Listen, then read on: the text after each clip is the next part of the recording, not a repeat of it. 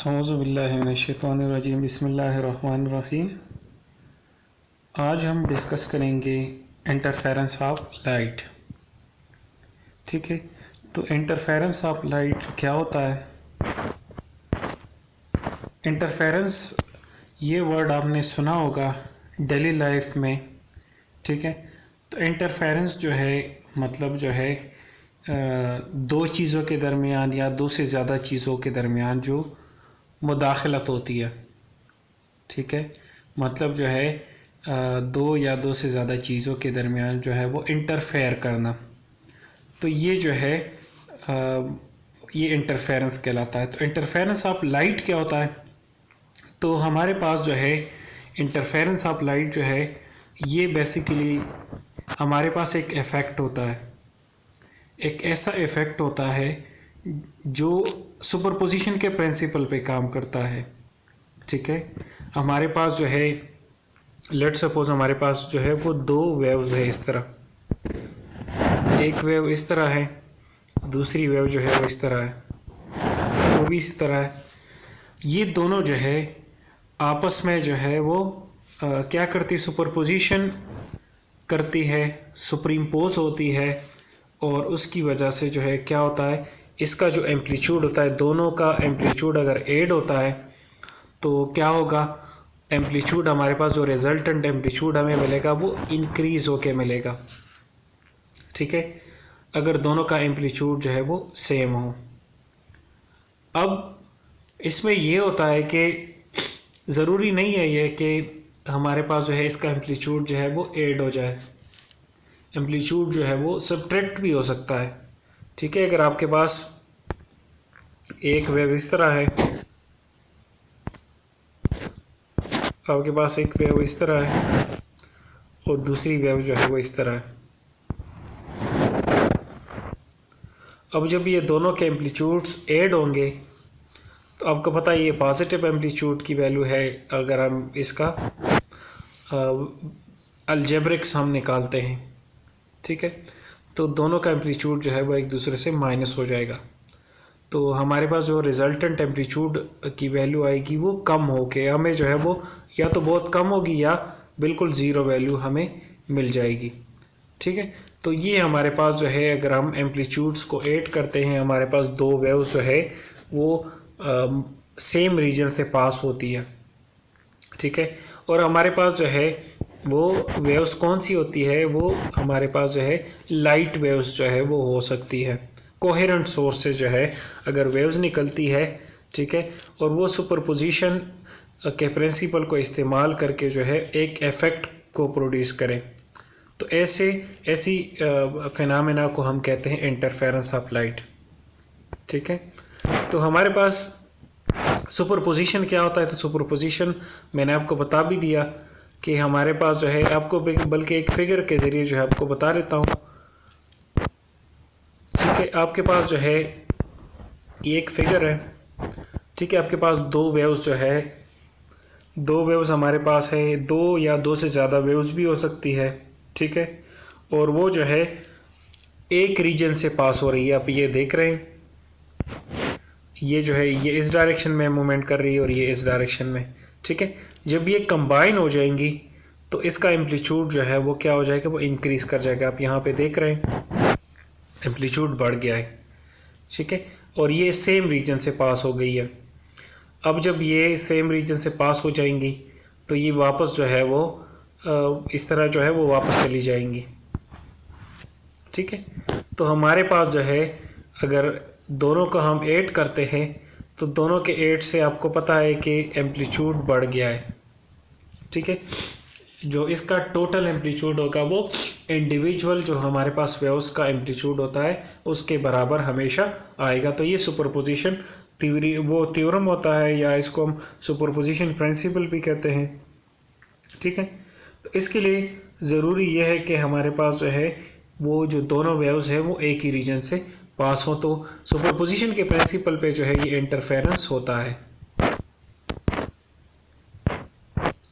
ठीक है, तो इंटरफेरेंस जो है हमारे पास उसके लिए क्या क्या चीज़ें ज़रूरी है? हमारे पास जो है दो लाइट वेव्स होनी चाहिए, दोनों की फ्रीक्वेंसी सेम होनी चाहिए, एम्पलीट्यूड भी सेम होनी चाहिए और कांस्टेंट फेज डिफरेंस। तो ये किस चीज़ की डिफिनीशन है, अगर आप लोगों को याद हो तो इससे पिछले वाला लेक्चर हमने कोहेरेंट सोर्स के बारे में पढ़ा था। तो कोहेरेंट सोर्स की यही डिफिनीशन थी कि हमारे पास जो है लाइट वेव्स की फ्रीक्वेंसी सेम हो, एम्पलीट्यूड सेम हो और कांस्टेंट फेज डिफरेंस हो। ठीक है, और यही जो है वो हमारे पास एक ख़ास रीजन से पास हो, यही जो वेव्स दो हैं वो एक ख़ास रीजन से पास हो, वो सेम डायरेक्शन में हो।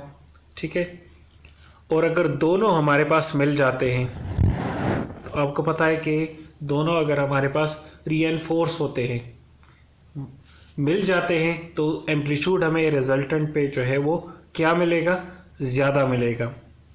अगर वो जो है हमारे पास जो है इस तरह हो, जैसे मैंने आपको फिगर में बताया कि हमारे पास जो है एक की एम्पलीट्यूड इस तरह है, दूसरी की एम्पलीट्यूड जो है वो इस तरह है, दोनों सेम डायरेक्शन में ट्रेवल कर रही है, तो आपको पता है ये जो है ये हमारे पास जो है मीन पोजीशन से बिलो है, ये मीन पोजीशन से अपवर्ड है। दोनों को जब हम ऐड करते हैं तो दोनों का इफेक्ट जो है वो कैंसिल हो जाएगा। ठीक है, तो जिसमें हमारे पास एम्पलीट्यूड ऐड होता है और रिज़ल्ट में हमारे पास ज़्यादा एम्पलीट्यूड मिलता है तो उसको हम कंस्ट्रक्टिव इंटरफेरेंस कहते हैं। जिसमें हमारे पास ओवरऑल एम्पलीट्यूड ज़ीरो होता है तो उसको डिस्ट्रक्टिव इंटरफेरेंस कहते हैं। ठीक है, इसके लिए कंडीशंस क्या है, तो कंडीशंस इसके लिए हमारे पास जो पहली कंडीशन है वो है हमारे पास जो लाइट सोर्सेज हैं, जो लाइट वेव्स हैं वो किस चीज़ से हमें मिल रही हो, कोहेरेंट सोर्स से मिल रही हो। क्योंकि हमने दूसरी डिफिनीशन में यही पढ़ा है कि हमारे पास जो है जो दो वेव्स आ रही है उसकी फ्रीक्वेंसी, एम्पलीट्यूड और फेज डिफरेंस कांस्टेंट होना चाहिए।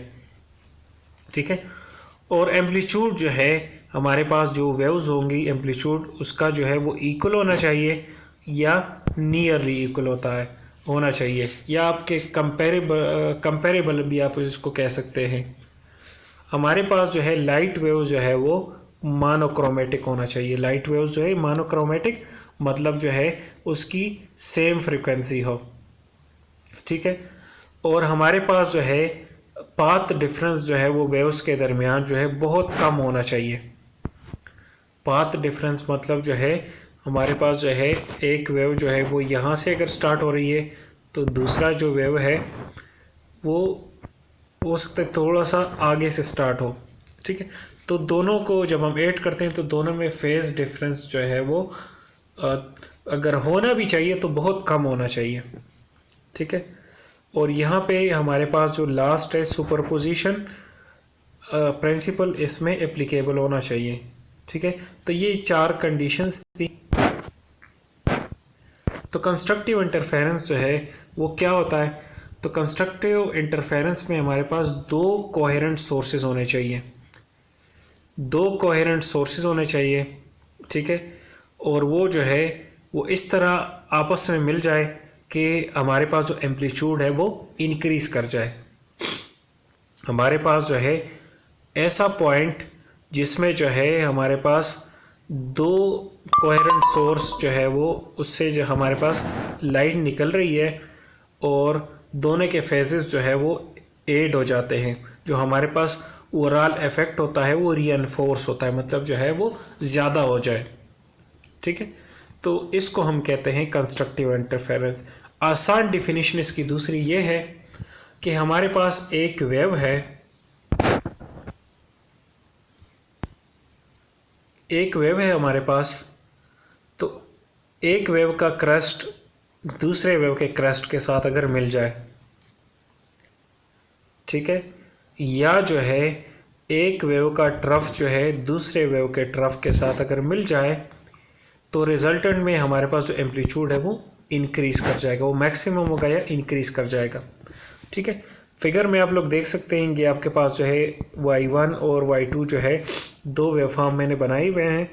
दोनों जो है जब एक का क्रस्ट दूसरे के क्रस्ट और दूसरे का ट्रफ जो है वो एक का ट्रफ जो है दूसरे के ट्रफ के साथ मिलेगा तो आपके पास जो एम्पलीट्यूड होगा वो इंक्रीज़ होके मिल जाएगा।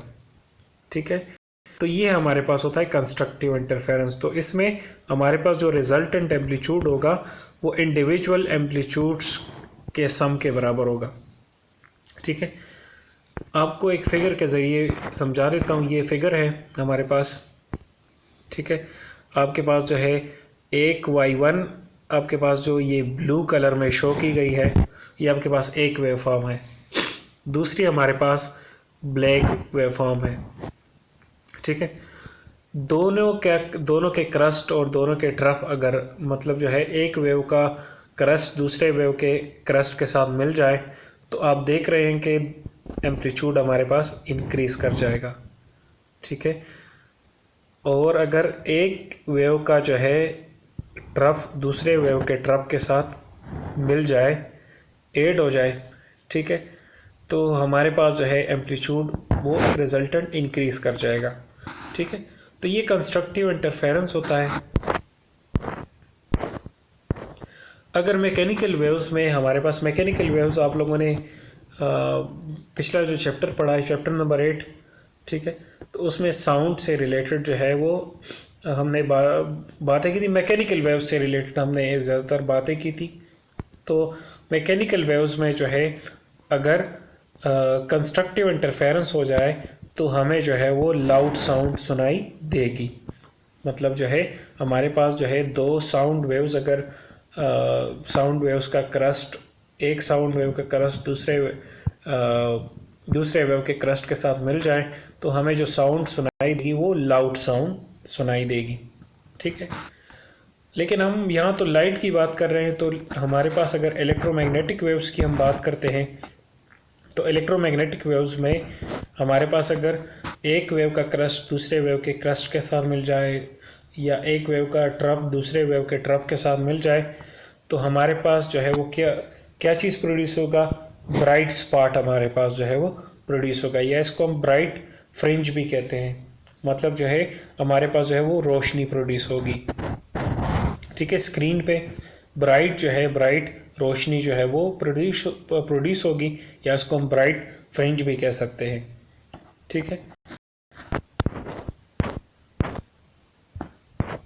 कंस्ट्रक्टिव इंटरफेरेंस के लिए कंडीशन क्या होती है, तो हमारे पास जो है मैंने आपको कहा था कि हमारे पास इंटरफेरेंस के लिए जो है वो पाथ डिफरेंस का भी होना ज़रूरी है।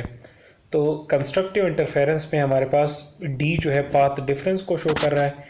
एम हमारे पास जो है क्या होता है, ये बेसिकली हमारे पास होता है इंटीग्रल मल्टीपल होता है, ठीक है। तो हमारे पास जो है एम क्या होता है, ये होल्स नंबर होते हैं, ठीक है।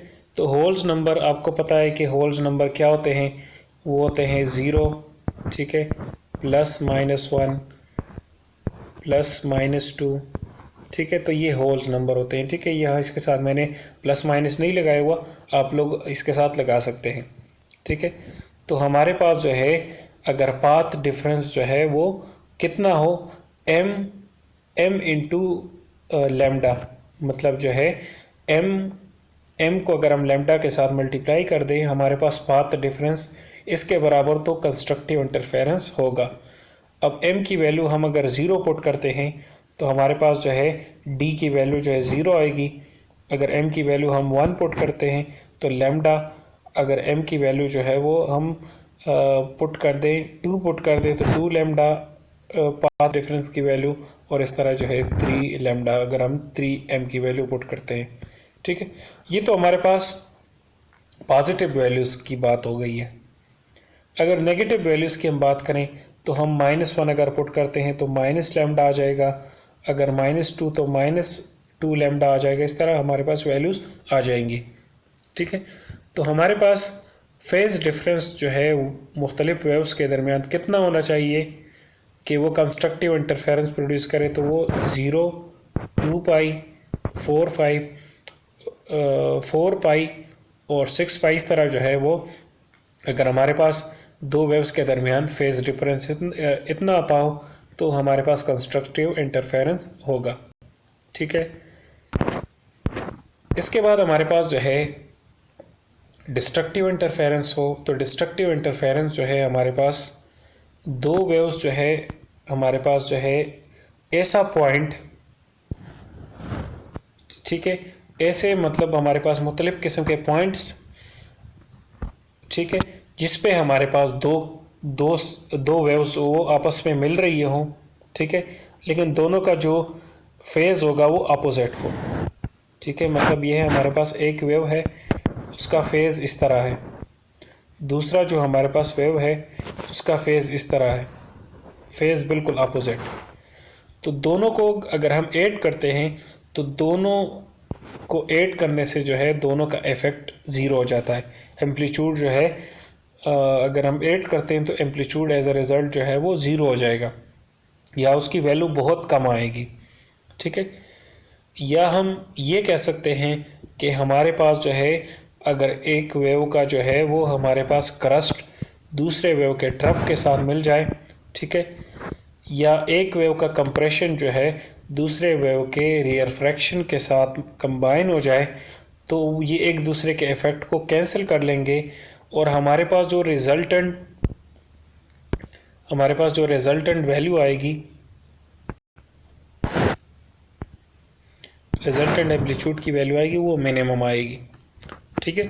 तो ये डिस्ट्रक्टिव इंटरफेरेंस होता है कि हमारे पास जो है दो वेव्स को अगर हम ऐड करते हैं, एम्पलीट्यूड्स को ऐड करते हैं, दोनों का फेज़ डिफरेंस बिल्कुल अपोजिट होता है, तो क्या होगा, एज अ रिज़ल्टेंट हमारे पास जो एम्पलीट्यूड आएगा वो मिनिमम आ सकता है, ज़ीरो भी आ सकता है, ठीक है। कंडीशन क्या होती है इसके लिए, तो कंडीशन हमारे पास जो है फेज़ डिफरेंस जो है वो कितना होना चाहिए, हमारे पास जो है कि डिस्ट्रक्टिव इंटरफेरेंस हो, हमारे पास पाई होना चाहिए फेज़ डिफरेंस, फिर जो है वो 3 पाई होना चाहिए और 5 पाई और इसके बाद 7 पाई जो है वो, ये अगर हमारे पास फेज़ डिफरेंस हो तो हमारे पास डिस्ट्रक्टिव इंटरफेरेंस अकर होगा।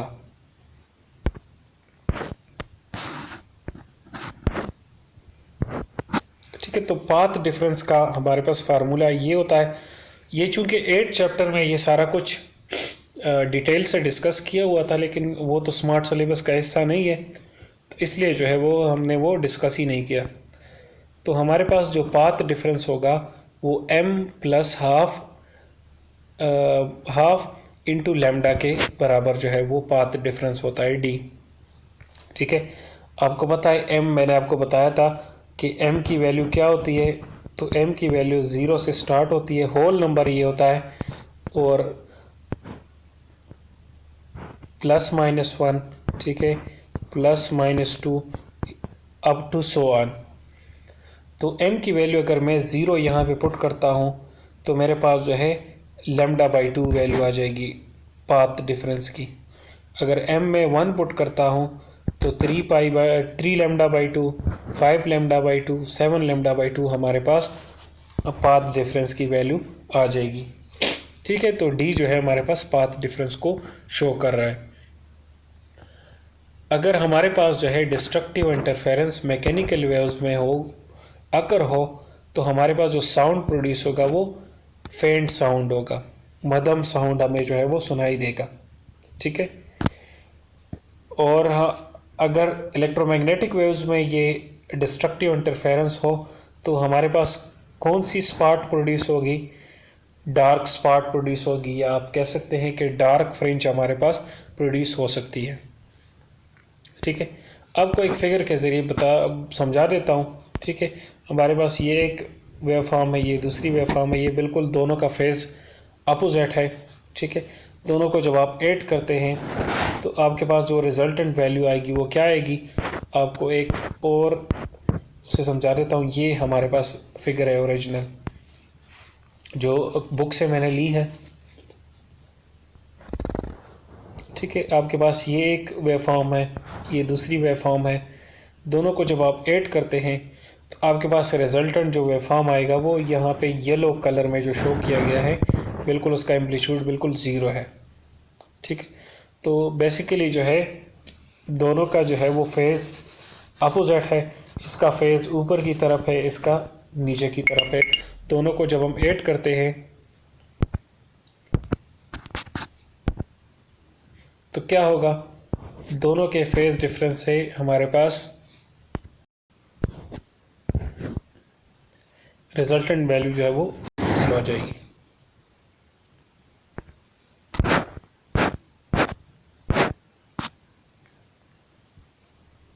ठीक है, हमारे पास जो है इस तरह कंस्ट्रक्टिव और डिस्ट्रक्टिव इंटरफेरेंस होगा।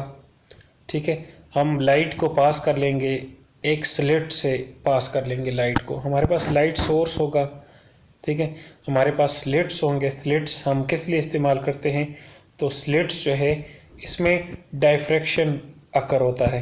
तो डायफ्रैक्शन क्या होता है? हमारे पास जो है लाइट जो है वो बेंड होता है।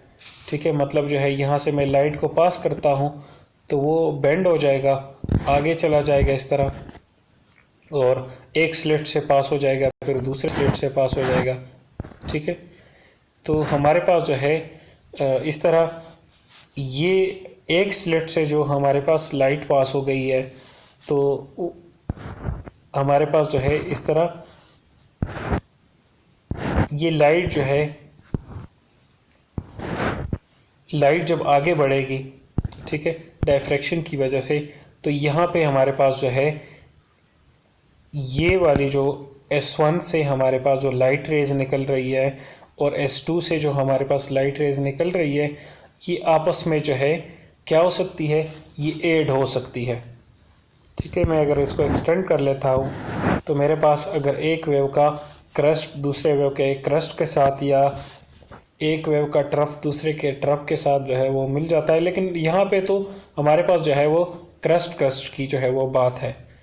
तो एक का क्रस्ट दूसरे के क्रस्ट के साथ मिल जाए तो हमारे पास जो है ब्राइट स्पॉट प्रोड्यूस होगी, और अगर एक का क्रस्ट दूसरे के ट्रफ के साथ मिल जाए, ठीक है, तो हमारे पास जो है डार्क स्पॉट प्रोड्यूस होगी। तो इस तरह जो है यहाँ पे आपको जितने भी डार्क स्पॉट नज़र आ रहे हैं, तो इसका मतलब ये है कि यहाँ पे डिस्ट्रक्टिव इंटरफेरेंस हुआ है, और आपको जो ब्राइट स्पॉट नज़र आ रहे हैं, ठीक है, ये वाले, तो यहाँ पे कौन सी जो है वो इंटरफेरेंस हुई है?